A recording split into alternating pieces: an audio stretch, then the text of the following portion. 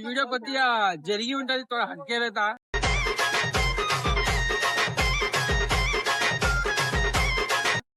ఎందుకంటే ఈరోజు మనము ఆవులు బర్రెలు తేనికి పోతున్నాం.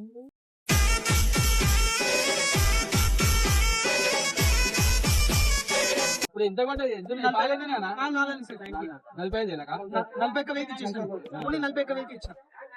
రీజనబుల్ గా రేట్ అయితే మనం రైతుల దగ్గర కొనుక్కొని వాడు ఏంటంటే 30,000 అనుకో 40,000కి 45,000కి అమ్ముకుంటారు.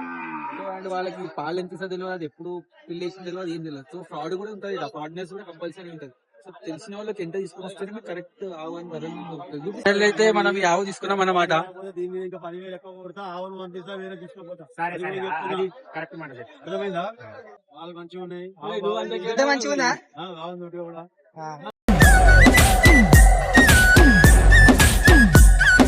కొంచెం మన ఆవులు అయితే లోడ్ అవుతున్నాయి, 2 అక్కడ పోయినాయి అండ్ ఒకటి ఇక్కడ ఉంది.